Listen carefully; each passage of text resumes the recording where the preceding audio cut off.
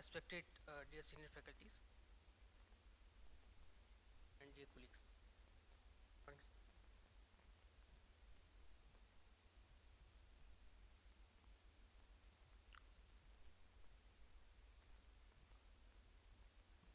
Respected director sir, respected senior faculty members and dear colleagues. In today's CGR, I am going to present this topic for the uh, I'm going to present this topic, and the title is Drug Advertisements, All That Glitters is Not Gold. Now this seems to be a bit unusual topic for the CGR,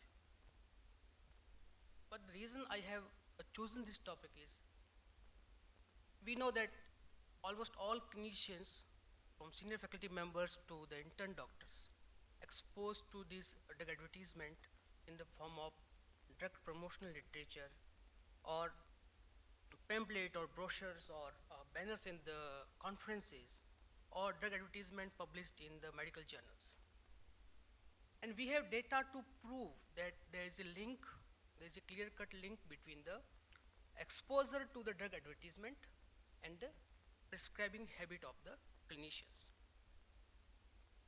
So I thought that this topic can be used as an initiation or sensitization about the drug advertisements, particularly for the young doctors, intern doctors, and residents who have recently joined the institution.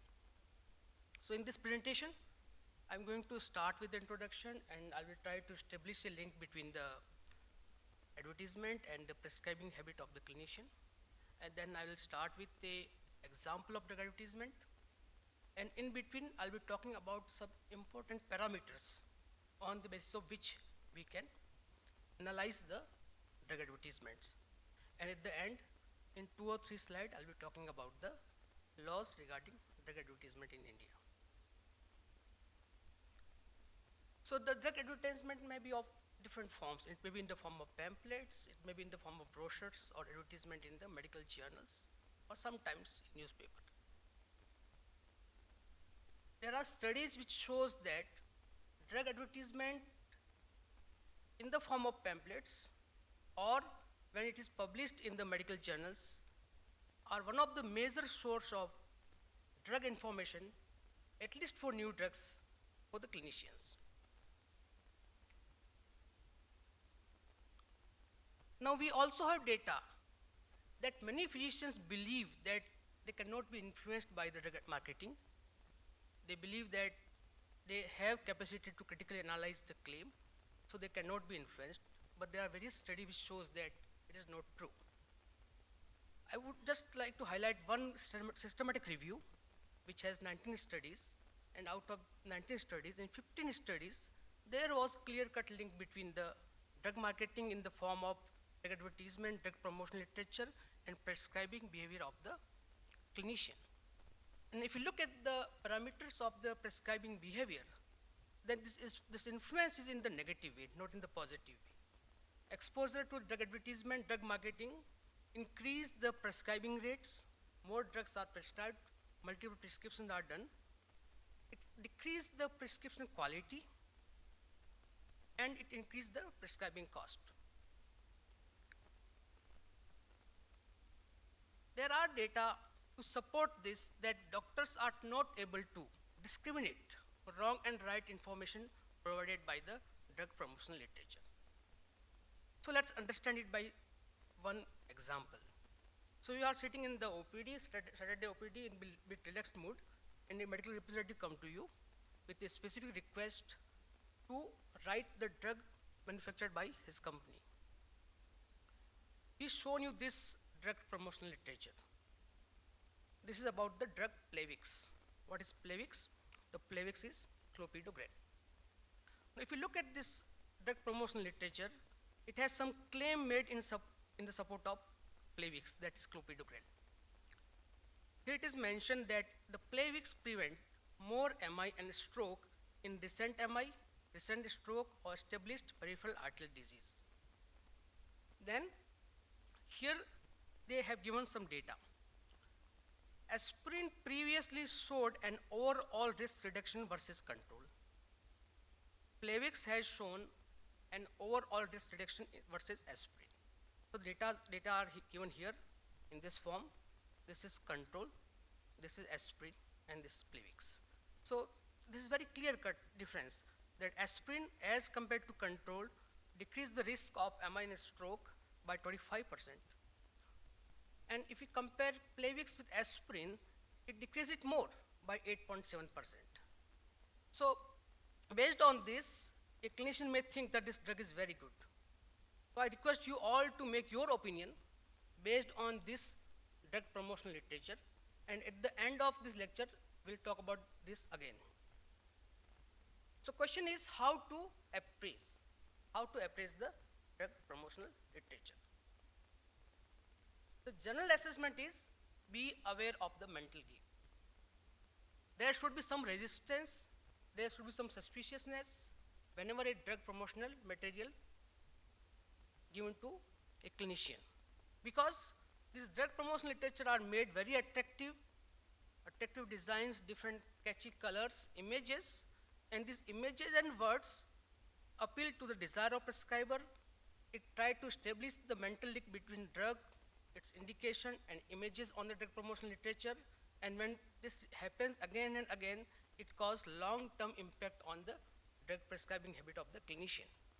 So basically, the aim is to bypass the critical judgmental defense of the doctor.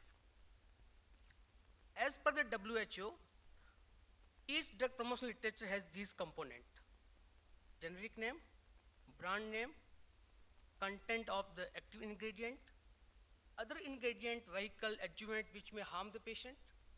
It should mention approved therapeutic use, not the off-label uses, dosage form or regimen, side effects, adverse effects, precaution, contraindication, warning, interactions, name and address of manufacturer, and reference to the scientific literature as appropriate.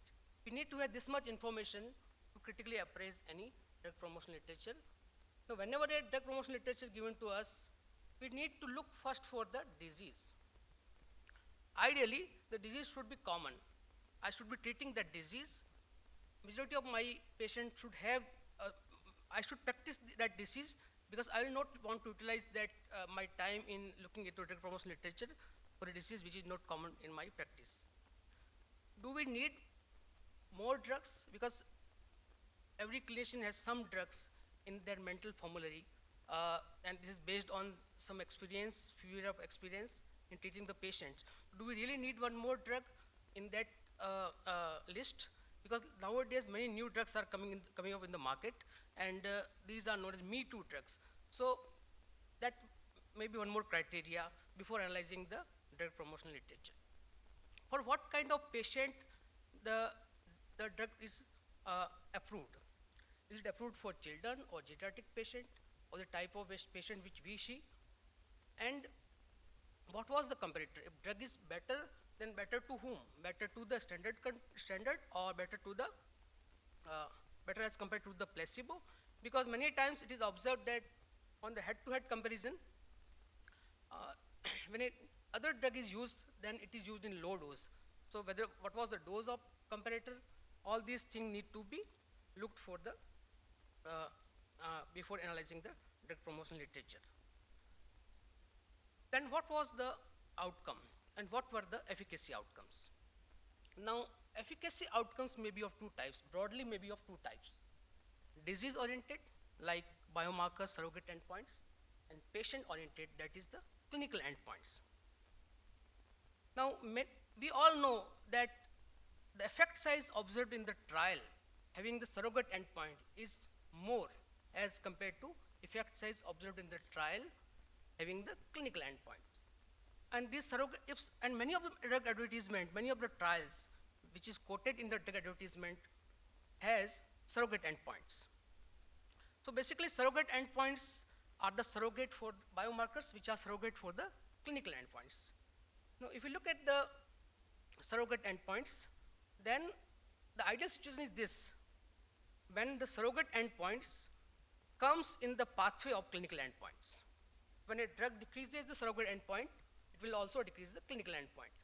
But many times it is observed that disease pathogenesis increase the surrogate endpoint separately through a different pathway as compared to the clinical endpoint. So an intervention may decrease surrogate endpoint, but it may not decrease the clinical endpoint.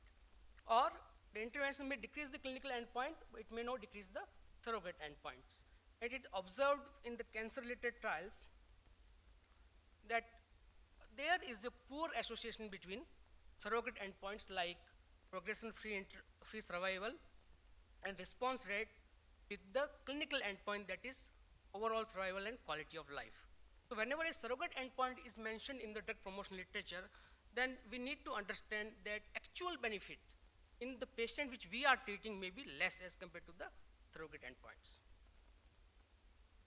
And when look for the sample size of the study, which is quoted there, p-values and confidence interval, and focus on the clinical significance, not on the statistical significance. Because if sample size is large, even 2 millimeter Hg in the systolic blood pressure will be statistical significant, but it may not be clinical significant. Are the risk reduction relative or absolute? So just focus on this drug advertisement. So basically, there's a drug called atorvastatin.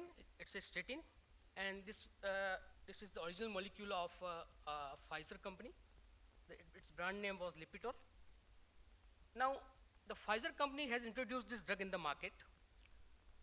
Now, it was facing some issue because this was the proprietary product of Pfizer, and there were many statins which were already in the market, and they were off the patent, so they were available at the cheap price. So this Pfizer came up with this advertisement. Now here there is a person called Robert Jarvik. As per the claim made in this advertisement, he is the inventor of the artificial heart. So this is an indirect inducement that when a person already working in this field is taking the Lipitor, then the drug should be good drug. So, but then we know now that we should not focus on the images. So let's focus on the data. So this looks very good. Lipitor reduces the risk of heart attack by 36%. So the question is whether this risk is relative risk or absolute risk. Whether this reduction is relative risk reduction or the absolute risk reduction. So we will understand it by some example. So this is a trial. This is a hypothetical example. This is a trial. It has two groups, parallel group trial. It has two groups. Each group has 100 patients. This is therapy group and this is the placebo group. At the end of trial, say after 2 years, 8 patients died in the therapy group and 12 patients died in the placebo group. So the risk in the therapy group is 8% or 0.08, and risk is the placebo group is 12% or 0.12. The relative risk is risk in the therapy group upon risk in the patient placebo group, that is 0.08 upon 0.12, that is 0.67. The relative risk reduction is 1 minus relative risk, that is 1 minus 0.67, that is 33%. So in the therapy group, the relative risk reduction, reduction of relative risk reduction is as compared to placebo is 33%, and this is risk of dying, which looks good. Now when we look at the absolute risk reduction, that is the difference between risk in placebo group minus risk in the treatment group, 0.12 minus 0.08, that is 4%. So here the absolute risk reduction in this is 4%, while the relative risk reduction is 33%. Now I want to introduce one more term which you all may be knowing, that is number needed to treat. So this is number of patients needed to treat to prevent one additional outcome, that is number needed to treat. Now how we can calculate it? The formula for number needed to treat is 1 upon absolute risk reduction, and all this is very simple to calculate. Even apps are available to calculate these parameters. So number needed to treat is 1 upon 0.04, that is 25. So we need, in this trial, 25 patients need to be treated to prevent one additional death. Now, if we take confidence interval of this 25, it may be between, for example, 15 to 60. So there is a 95% probability that actual number of patients in the population needed to be treated to prevent one additional outcome, maybe even 60. With this, let's understand it again. So now we know this 36% is relative risk reduction. It's a relative risk reduction. Now, if we have very good observation power and a big magnifying glass, then we can see that here they have mentioned about the absolute risk reduction. But then you have to calculate it. This is what they have mentioned. That means in a large clinical study, 3% of patients taking a sugar pill or placebo had a heart attack compared to 2% of patients taking Lipitor. Now this 36% which was looking very good is not looking as good as it was previously. So considering this data, the absolute risk reduction is 3 upon 100 minus 2 upon 100 is equal to 1 upon 100, that is 0.01. Number needed to treat here is 100. So in this trial, 100 patients were needed to be treated to prevent additional outcome of MI in one patient. Now look at what is mentioned here. Here they have mentioned that if you have risk factors such as family history, high blood pressure, high age, low HDL and smoking. So these were the patients who were having all these risk factors. So with these risk factors, if we modify this sentence, then it will be like this. If we give Lipitor to 100 patients of age group 40 to 75 years, and all these are taken from the actual trial, already having hypertension, and other risk factors like low HDL, smoking, family history of carditis for 3.5 years. This was the duration of the clinical trial. Then it will be able to prevent additional heart attack in one patient. Now, in such patients which are already having so much risk factors, this drug is able to prevent additional heart attack in 1 out of 100 patients. And we have not considered here the confidence interval of number needed to treat, as well as we have not considered the harm it may cause, as well as we have not considered the price of this, cost of this treatment. So let's understand it by a few more examples.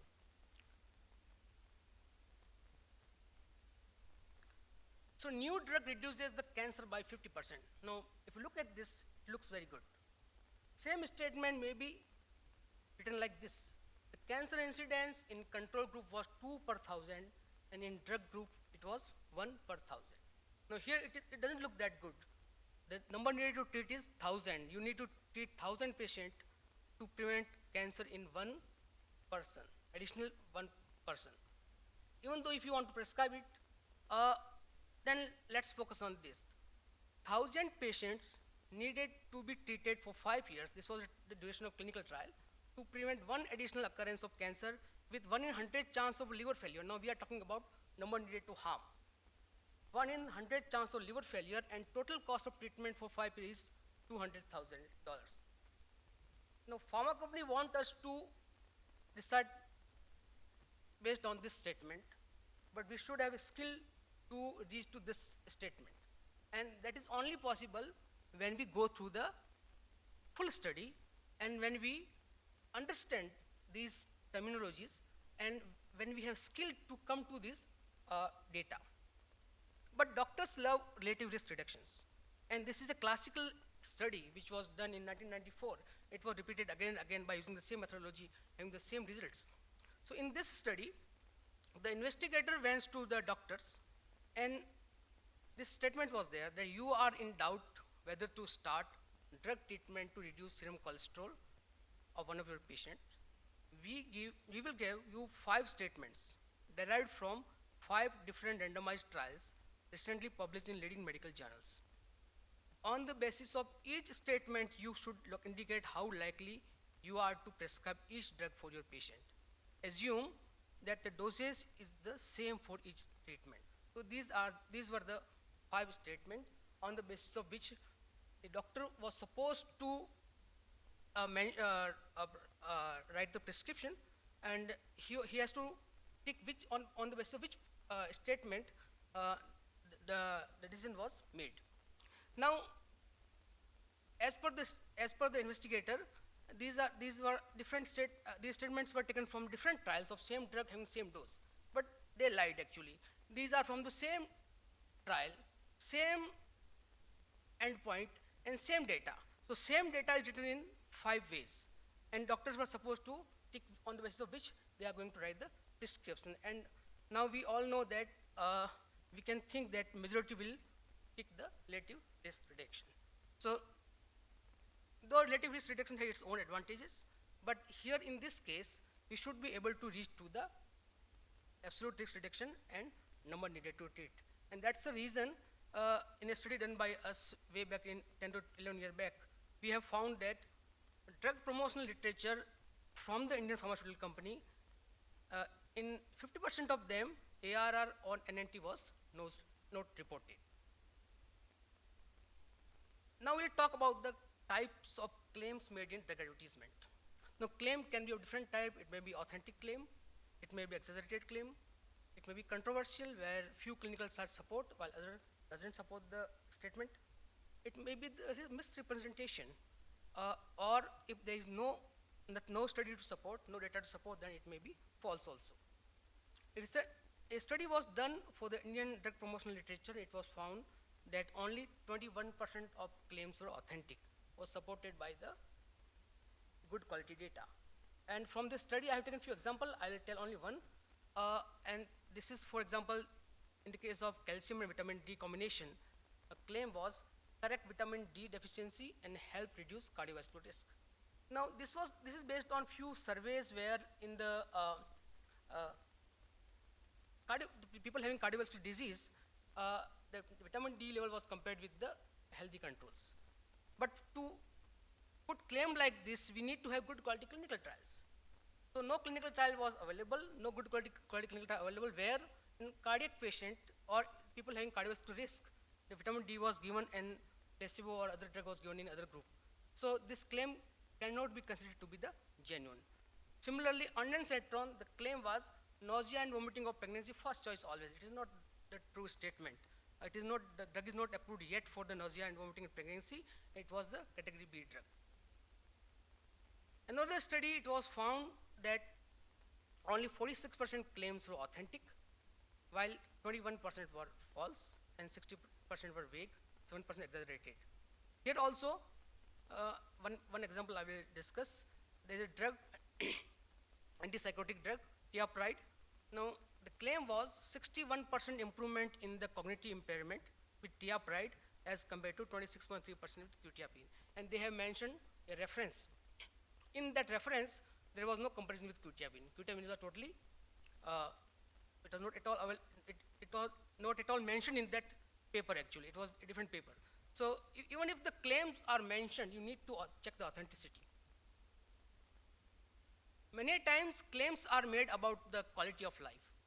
Now we know that quality of life is a very important endpoint.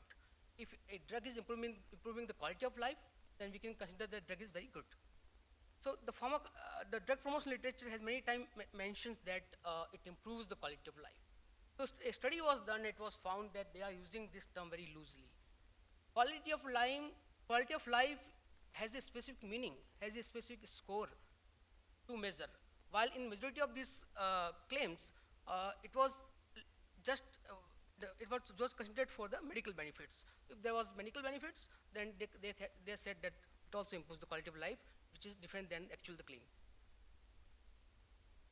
Claims about the cost and economic benefit. Now, all doctors want to prescribe less expensive drugs.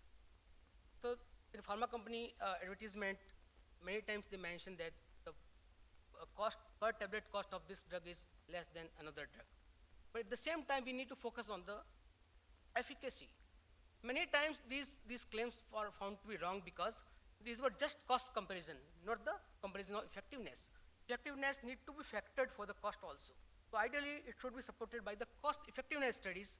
Hence, whenever we found this statement on the drug promotional literature that this drug is less expensive, we have to ask for the cost effectiveness or cost benefit analysis, not the cost minimization studies.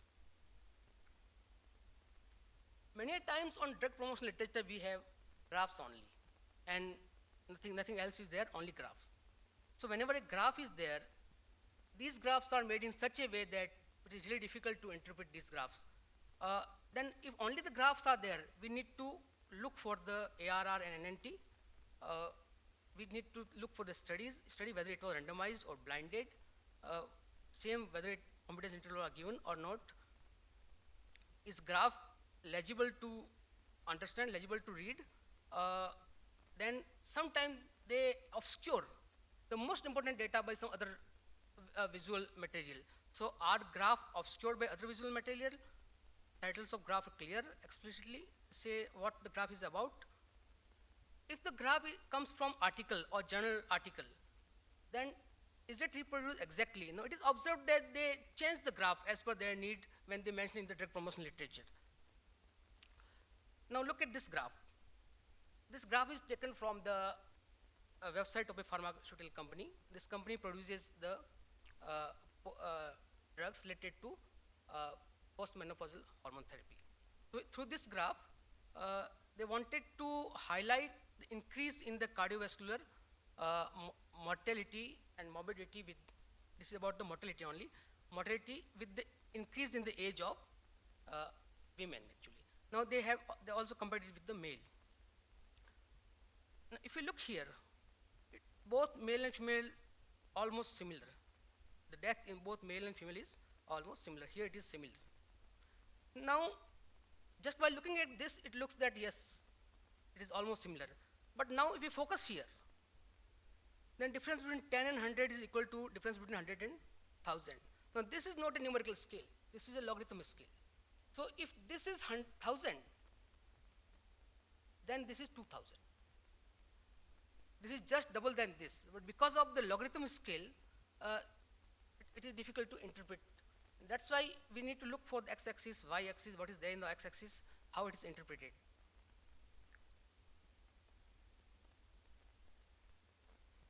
Here also, this is about a drug called Actona. It is a bisphosphonate. Visually, we can see that there is a big difference between the control and the drug for the vertebral fracture. But if you look at the x-axis, the whole range is within 0 to 1.8. And this difference is only 0.8. This difference is 1.1. So absolute risk reduction here is 0.8 only, and this is 1.1. Now they have claimed that significant reduction was seen as early as 6 months. Yes, there is a significant reduction, but this is not the clinical significance. This is just the statistical significance. So just by changing the x-axis or y-axis, data may be made to look bigger. The effect size may be made to look bigger. So just by looking at this, it seems that the drug is very effective, but actually this range is so small and it is spread out for in the whole of this x-axis. That's why it is looking big. Many times these tricks are done because doctors don't have time to actually look at the x-axis or y-axis. And when a medical representative is telling you about all these things, he will not let you focus on this and that. For that, there is a thing called Tuft's Lie factor, where the size of effect shown in graphic, which is a ratio of size of effect shown in graphic and size of effect in the data. And ideally, it should be between 0.95 to 1.1, which is in majority of the drug advertisement is not there. Focus on the adverse effect also. Ideally, as per WHO criteria, efficacy and safety should be given equal importance when we talking when a drug advertisement is there. So, but many times you will find that data of harms are given in small fonts, and reporting of adverse effects are not adequate. And this is supported by the various studies. Even in the clinical trials, if you look at the clinical trials, they hardly mention about the adverse events. For adverse event, they just mention 2 or 3 lines, and for effectiveness, they have few paragraphs. So that's why even in the case of drug promotion literature, now here you can see that this is a advertisement of the sumatriptan plus naproxen combination. Now everything is there, a very good, a big picture, and the migraine is so severe that she wants to take her head off. But then she don't know that this sumatriptan may also cause heart attack, which is not mentioned anywhere in the drug advertisement. We should look for the references which supports the claim, but now we know that this may be, many of the references may not be right. Ideally, the references should be supported by well-designed studies, and physicians should be able to find these studies with little efforts. It should be available online ideally, but then we have studies to prove that in majority of cases, references are not given. Many a times you will find this data on file. It means the data is with the pharma company, it is not peer reviewed, not analyzed properly. Many references are of review articles or poster presented somewhere in some conference, or references articles from the journals whose supplement is sponsored by the pharma company. And many times spinning of the results are done based on the references to justify the claim, or these references may be from the study with poor methodology. So in a study done by us, we have found that only 28% of claims were supported by the references. Sometimes we have very microscopic references. It is very difficult to read these references in drug promotion literature. If references are given, then we need to see, do citation contain all of the information necessary to identify references? Are all references cited retrievable from the, including the data on file? Are references of high methodological quality? Do journals are peer-reviewed journals? And do the company finance the research reported in the reference? Now we have data to prove, and there are various studies which says that the effect size observed in the company-sponsored trial are more as compared to when it is not sponsored by the company. So last few slides, laws regarding drug advertisement in India. As per the 1940 Drug and Cosmetic Acts and 1945 Drug and Cosmetic Rules, no advertisement for Schedule H, H1 or X drugs can be issued without prior permission from the central government. Now all drugs which require prescription, for them no drug advertisement can be released without getting the approval from central licensing authority. It is also part of Drugs and Magic Remedies Act 1954, which prohibits the advertisement of the intervention or drug which claims the procurement of miscarriage in women, or prevention of the conception in women, or preservation or enhancement of sexual capacity, or treatment of women's menstrual disorder. Now later it was a bit modified, and now advertisement of contraceptives are allowed. But basically the aim of this act was to prevent the self-medication. So if we, okay, regarding the Ayurveda drug also, it is now recently modified where advertisement cannot be released unless they received a specific number from the licensing body for that particular product, and when the number is obtained, the advertisement is also sent for the evaluation. So based on all these rules, it can be said that for majority of drugs, almost all drugs, you need to have permission from the central authority, from the government for drug advertisement. So at the end, I would like to summarize it by this. Do not make opinion based on drug promotion literature without critical analysis.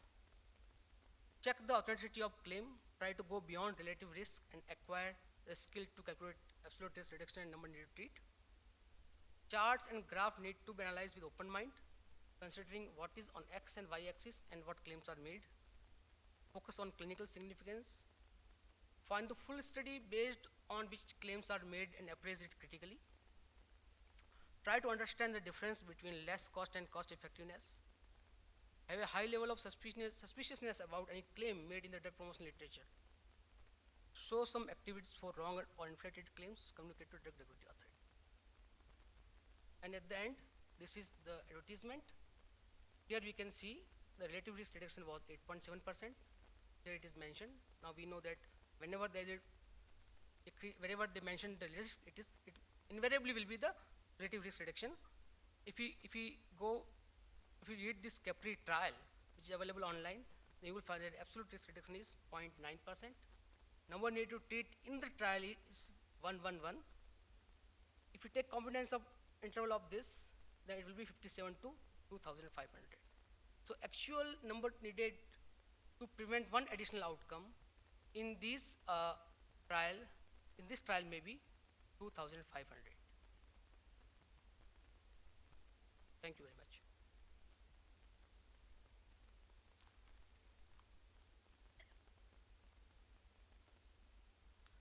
question.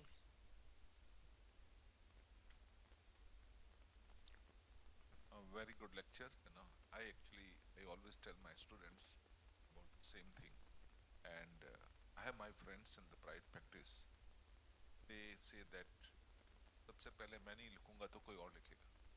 That mindset is there in the private practice कि whenever the new drug comes, they want to write first, whether it is wrong or right. And we have seen in the COVID also. It is not far off. Many drugs came, including ivermectin. Everybody, my God, tons of the ivermectin has gone, and now they say that ICMR, WHO, everybody says that it is not useful. So claims were made, and I was totally against those drugs, where the spurious false claims were made. But it is like a thing when he is prescribing, why not I prescribe? With the dubious benefits. So this is very, very common. And I tell all the students, you rightly told, and what is important that when you continuously read the literature, drugs take around 10 years to come to the market. So if you continuously read, then when it comes to the market, you already knowing the drug.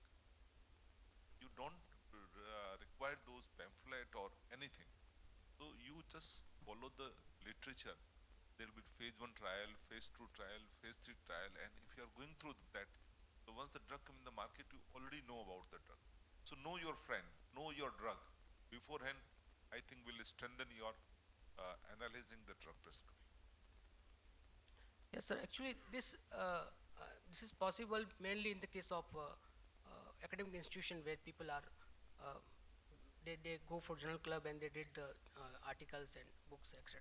But in the private practice, it's really difficult. So, and the reason why this is important because if you look at the cost of healthcare, now majority of Indian population is not under any insurance cover. So the major portion of the cost of healthcare for individual is the drugs. 60 to 70% cost is of the drugs.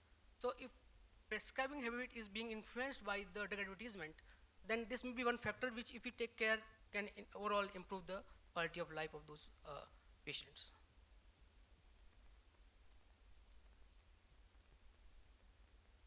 That was an excellent presentation. So many times pharma companies, they conduct the multicentric trials. Our center is also, many times they are part of these trials. But the problem is at every center, they are supposed to this carry out research on say 10 to 25 number of patients only.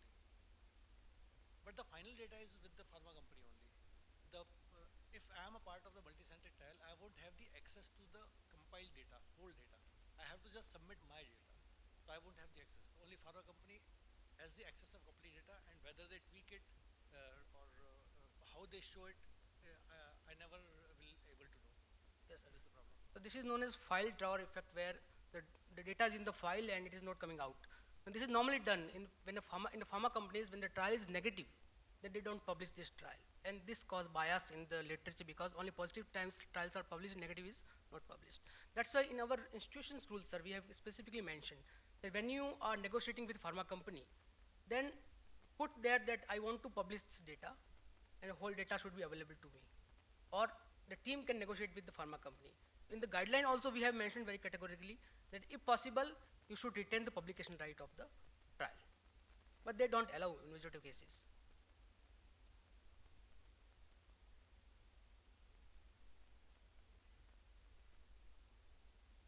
Very nice presentation, Dr. Jayakaran. Now, in the pharma industry, they come up with trials, say, published in those journal like a New England Journal of Medicine or the JAMA or Lancet. And the study is there. Now, becomes, as you said, very difficult reading in between the lines, but when it's a journal of repute, it is published a trial, is showing some benefit.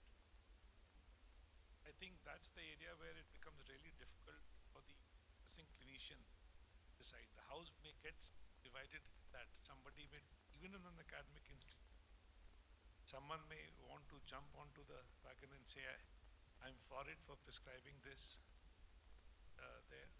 Someone else may say, no, there's not enough benefit. As Professor Girk said, we had these major discussions even in the COVID time, that one study showing this and the other two showing. So especially in cancer, they'll come up with a 3-week survival advantage. Money is something which someone will argue that the cost is there, what you value life is there. If somebody is paying for the treatment, everybody will want it. Somebody who can afford it will say that doesn't matter to me what money I spend to get XYZ drug. Again, the financial side of it also becomes little relative. There's no definite answer, but then as a clinician, how do they look at these major mega trials, especially for advanced cancer? They'll come up with 3-week survival advantage, p-value significant, confidence interval on this side, not bridging one. So how do the clinicians interpret that? How should they look at it? Sir, it's a difficult question to answer because we don't have any sources which can be considered to be unbiased. But then we have some sources like Cochrane reviews where they do the review in a methodological way. And many times, many journals publish journal club where they analyze the articles already published in good journals. But then there is no clear-cut answer to this. I think we need to develop skill to analyze the published papers. And when a paper is already in a good journal, then also there are chances that there may be some issue with that, because we all know that some article recently detected from the journals like big journals like New England Journal of Medicine or Lancet, and later it was found that data was not up to the mark. So it is difficult to answer, but then we need to develop the critical appraisal skill. See, even in the pharma industry, they have a full battery of statisticians and doctors who work for them and with it. Now, an article gets published, say on an advanced cancer, the level of evidence is, it's not level 1, but they'll say there's 2B, and it comes as a part of a guideline. Yes, sir, yes. And they will take one article, they take that guideline and the level of evidence in that, and then say that this is the evidence which is coming. There are so many instances which and across the world, when people start also advocating XYZ drugs for a particular disease, and slowly different old treatments die a natural death and the new one comes, and after 30 years again the cycle starts on that thing. This thing was better than that. Yes, sir, this is right. And I have discussion with some people who are involved in WHO guidelines, and as per them, there is no even everything is kind of prefixed, and they don't have much to say when they discuss all these things. So this bias will always be there, and pharmaceutical company has a big empire. They are big multinational companies. I mean, some companies are even stronger than some governments of some countries. So it is really difficult, but this fight will be there, and we should keep fighting this fight, because ultimately we should show some activism. And I would like to give one example, sir, just one example. There is a drug called hydroxychloroquine. I think we are going to have trial of this drug in our institution. So this drug is approved for refractory type 2 diabetes mellitus. And India is the only country which approved this drug for the type 2 diabetes mellitus, refractory diabetes mellitus. Now this approval is based on very small trial, proof of concept study, which was published in CMRO, Current Medical Research and Opinion. And this was published by the pharma people. So when I gone through this paper, they try to establish equivalence with the pioglitazone based on superiority trial, based on non-significant p-value. So they compare it with pioglitazone, there was non-significant difference, and they said that because there is non-significant difference, so both drugs are equal. This is totally wrong. It cannot be concluded without having the non-inferiority or equivalence trial. So I wrote a letter to the editor, to the journal. I told them that your peer review was not up to the mark. You could not found this catch, because this drug is already approved in India based on this study. So then they sent it to the some independent statistician, and he also opined that this conclusion is wrong. I have sent letter to the CDS CEO, but then nothing happens. So this drug, now just imagine that this drug is not tested yet fully in India. It is approved by the Indian authorities, And later it was discussed in the Lancet. Some people working in this field wrote a letter to the Lancet. They also mentioned my study, my letter also. But the still drug is there and it is approved drug. So it's a fight. We have to show some activism. We have to write letters. We have to write letters to editors. And sometimes we success, sometimes we may not be successful. बिल्कुल rightly you told about the guidelines because most of the students, most of the literature, most of the textbooks, they mention about the guidelines. But there was a lot of controversy in the diabetes treatment guidelines because the group which was formed, more than half of them was taking money from the drug companies. So how can they be the impartial? So the guidelines was criticized a lot when they came out. So, but you know, ADA is the world authority on the diabetes. So those guidelines do come out, and they are very powerful people, and they can mold the things in a way which benefit them, and it still exists.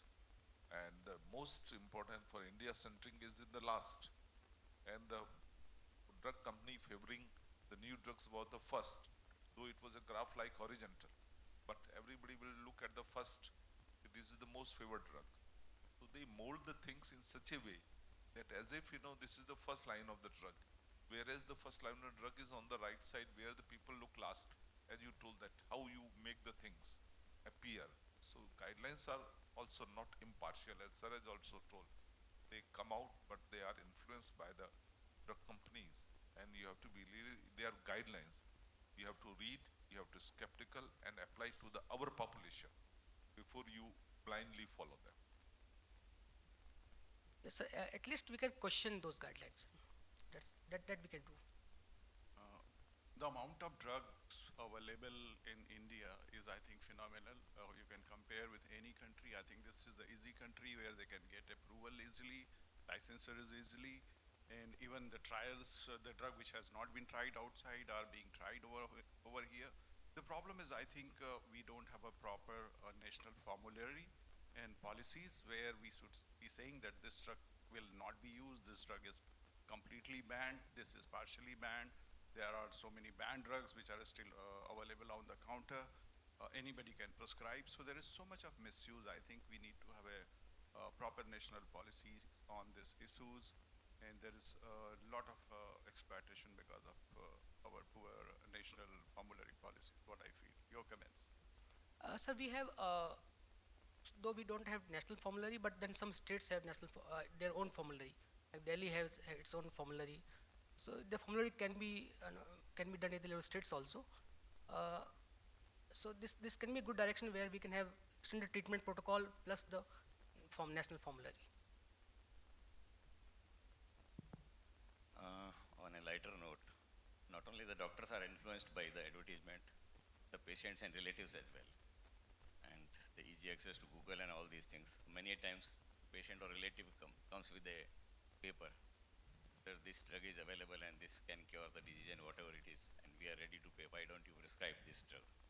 So this is all said and done. Not only doctors, but public is also very much aware. They are going through, they will see everything and they will come up. So you should read that, you should be aware of the drug, and you should be able to explain to them that why we can't prescribe.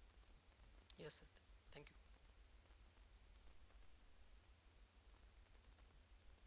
Actually, very interactive and very nice presentation, Dr. Jekaran.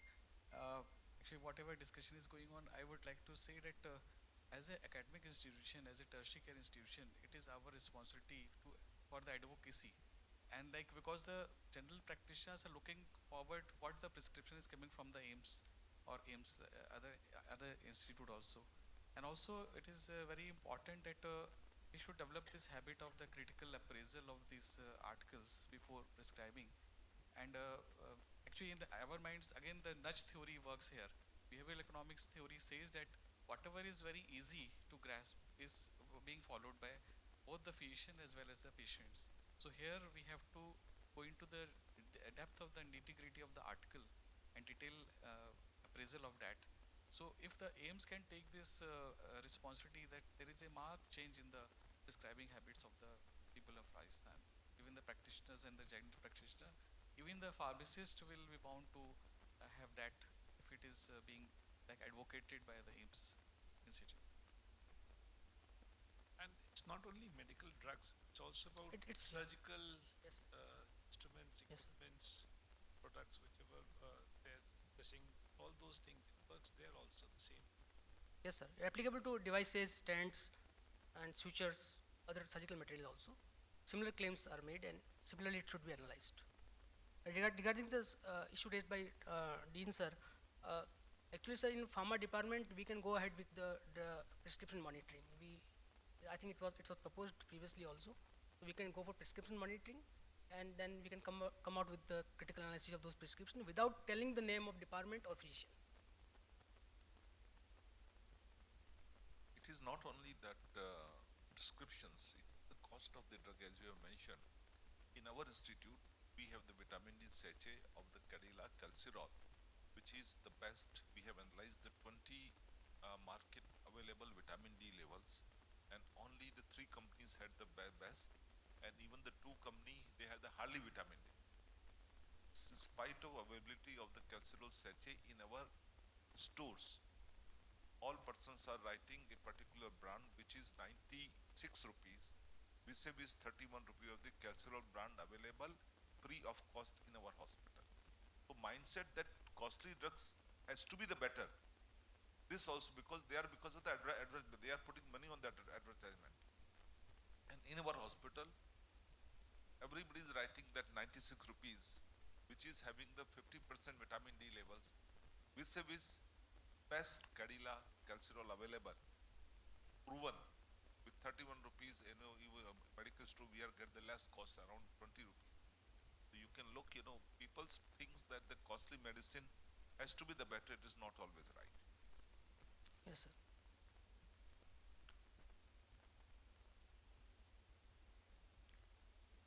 Thank you very much.